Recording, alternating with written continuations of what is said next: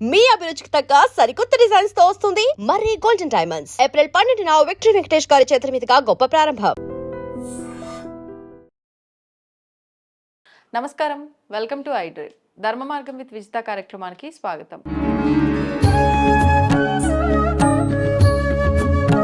ప్రస్తుతం మనతో పాటు ఉన్నారు ప్రముఖ ఆధ్యాత్మికవేత్త, జ్యోతిష వాస్తు పండితులు, లలిత ఉపాసకులు శ్రీ శ్రీ శ్రీ నానాజీ పట్నాయక్ గారు. ఇప్పుడు వారితో మాట్లాడదాం. నమస్కారం అండి. శ్రీమాత్రే నమః. దానికి వాళ్ళ మన షూట్ షెడ్యూలే లేదు. అవునండి. మీరు మెసేజ్ చేసిండ్రు, కాల్ చేసిరు, ఒక అర్జెంట్ టాపిక్ ఉందండి, మాట్లాడాలి ఖచ్చితంగా అని చెప్పి. మరి ఏంటి ఆ టాపిక్? ఏం లేదండి, యాక్చువల్లీ నేను ఒక 15-18 రోజుల క్రితమే నేను ఒక వీడియోలో కూడా చెప్పాను, యుద్ధంలో ఇంకొక మలుపు ఉంది అని. అది ఇప్పుడు ఆసన్నమైంది చెప్పాలంటే. ఎందుకంటే ఈ రోజున్న గ్రహస్థితులు నిన్నటి నుంచి చూస్తే ఏంటంటే మనకి కూర్మచక్రంలో కూడా మనకి కూర్మచక్రం అని ఉంటుంది, అంటే మనకి టోటాయిస్ లాగే ఉంటుంది. అది ఉండి దాని నుంచి మనకి నక్షత్రాలు వేసి చెప్పే విధానం ఉంటుంది. మనకి పరాశర మహర్షుల వారు దాన్ని వివరించారు. అది కాకుండా ఇప్పుడు మనకి ఈ సంవత్సరం మీరు చూస్తే కనుక 3 సార్లు పంచగ్రహ కూటములు, 3 రాసులు గురువు మారడం, ఇవన్నీ ఏం సంకేతం అంటే యుద్ధం ఖచ్చితంగా ఇంకా పెరుగుతుంది. అయితే యుద్ధం పెరగడం మనం ఆల్రెడీ 45 రోజుల నుంచి 50 రోజుల నుంచి చూస్తున్నాం. మనం ఆల్రెడీ ప్రిడిక్ట్ చేసాం, ఇది యుద్ధం ఏం ఆగేది లేదు, పెరుగుతూనే ఉంటుంది అని చెప్పుకున్నాం. అట్లాగే అవుతుంది. అయితే ఇప్పుడుండే ఇదేంటంటే ఇండియాకి పాకిస్తాన్కి ఖచ్చితంగా యుద్ధం ఉంది. అవునా?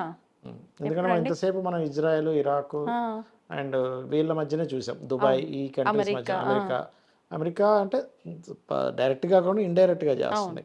కానీ ఇక్కడ నేను కూర్మచక్రాన్ని బాగా అబ్జర్వ్ చేస్తే నాకు అర్థమైన విషయం ఏంటంటే, మనకి ఈ 2 గ్రహాలు ఏవైతే మనకి శని కుజులు ఇద్దరు కలిశారు మార్చ్ స్టార్టింగ్లో, సారీ ఏప్రిల్ 1వ తేదీ నుంచి, నిన్నటి నుంచి కలిశారు దాదాపు. సో నిన్నటి నుంచి ఏప్రిల్ 1వ తేదీ నుంచి 2వ తేదీ నుంచి ఎప్పుడైతే కలుస్తున్నారో, దీనివలన ఏంటంటే ఏప్రిల్ 1 నుంచి ఉండే గ్రహ ప్రభావం, అంటే 3 గ్రహాల స్థితిగతులు మారాయి అని అన్నారు మీరు. మొన్న రవి కుజ శని చెప్పుకున్నాం కదా దానివల్ల అని. అయితే ఈ గ్రహాల మార్పు వల్ల కొంతమంది రాజకీయ నాయకులకి, ప్రెసిడెంట్లకి ఇబ్బంది ఇస్తుంది అని చెప్పుకున్నాం కూడా మనం ఆ రోజు. అలాగే ఇదేంటంటే ఇది ఎటువైపు దారితీస్తుంది అని దాన్ని అనాలిసిస్ చేసుకుంటూ మహర్షులు చెప్పినటువంటి కొన్ని తీసుకుంటే ఇది ఇండియా మీద కూడా చూపిస్తుంది, ఇండియా పాకిస్తాన్ వారికి కూడా చూపిస్తుంది అనే విషయం నాకు అర్థమైంది. కాబట్టి ఏంటంటే నేను ఎందుకు ఈ విషయం చెప్పాలనుకుంటున్నానంటే, మనకి ఎప్పుడైనా సరే సరిహద్దుల్లో ఉండే వాళ్ళకి ఇబ్బంది వస్తుందండి. అది పాకిస్తాన్ సరిహద్దు అనుకోండి, ఇండియా సరిహద్దు అనుకోండి, అక్కడ ఉండేటువంటి వాళ్ళు అప్రమత్తంగా ఉండడమో మారడమో చేయాలి. ఎందుకంటే మైగ్రేషన్ కారకుడు జూపిటర్ ఇస్ ది కారక ఆఫ్ జీవ, ఆస్ట్రాలజీ పరంగా.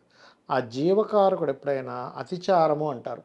అంటే మనకి పోయిన సంవత్సరం వృషభం నుంచి మిథునం, మిథునం నుంచి కర్కాటకం. అప్పుడు ఏం చెప్పుకున్నాం, 5-6 నెలల క్రితం, ఏమంటే ఇది కర్కాటకంలో ఫాస్ట్గా వస్తున్నాడు, ఇది సిల్వర్ రేట్ ఎంత పెరుగుతుందో అర్థం కాదని చెప్పుకున్నాం. అదే రకంగా పెరిగింది. సో ఈ మైగ్రేషన్స్ కూడా అవుతాయండి ఇలా జరిగినప్పుడు. అంటే ఎలాగా అంటే మనకి దేశాల్లో ఉండే రకరకాల ప్రజలు ఇంకో దేశాలకు మారిపోవడము, అమ్మో ఇక్కడ సేఫ్టీ, ఎందుకంటే ఎవరైనా సేఫ్టీ కోరుకుంటారు కదా, ఎంతైనా కానీ సేఫ్టీ కోసం మారడం అనేటువంటిది జరుగుతుంది.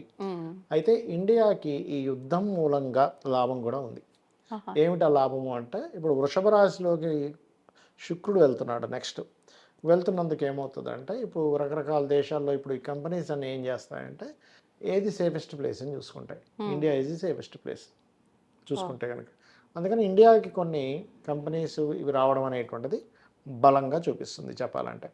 కాబట్టి ఇక్కడ ఉండేటువంటి ఈ యొక్క కూర్మచక్రంలో ఈ గ్రహ కలయికలు, మనం నక్షత్రాలు అంటే శతభిష నక్షత్రము, పూర్వభాద్ర, ఉత్తరాభాద్ర, రేవతి, అశ్విని, భరణి, ఈ నక్షత్రాలకు కలిగేటువంటి వ్యధలు అంటూ ఉంటారు. అంటే గ్రహ వ్యధలను కానీ, రాశిచక్రంలో ఉండేటువంటి గ్రహస్థితుల్ని కానీ, కూర్మచక్రంలో ఉండేటువంటి దాని ఎనర్జీస్ ఎంతవరకు డిస్ట్రిబ్యూట్ అవుతున్నాయి.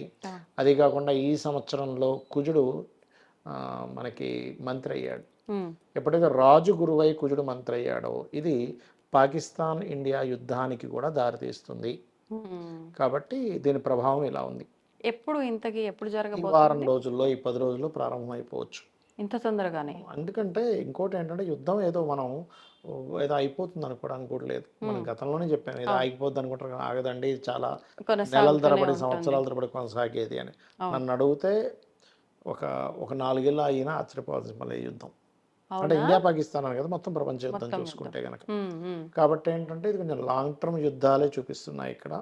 కాబట్టి జనాలందరూ ఇవన్నీ ఎందుకు చెప్పారు మనకి పరాశర మహర్షులు వారు, మనకి ముండేన్ ఆస్ట్రాలజీ, మైథుని జ్యోతిష్యం అంటారు. అంటే జన్మజాతకం వేరు, ఈ మైథుని జ్యోతిష్యం అంటే మనకి సంహితాసులో ఇస్తుంటారు దీని గురించి. పరాశర సంహిత అనేటువంటి గ్రంథం ఉంది మనకి, 3 వాల్యూమ్స్ దొరుకుతుంది. అది 3 వాల్యూమ్స్ రాసిన వాళ్ళు ఉన్నారు, దాని ఒకే వాల్యూమ్లో పెద్ద పుస్తకం, దాన్ని పరాశర మహర్షి చెప్పినటువంటి శ్లోకాలను రచించిన వాళ్ళు ఉన్నారు.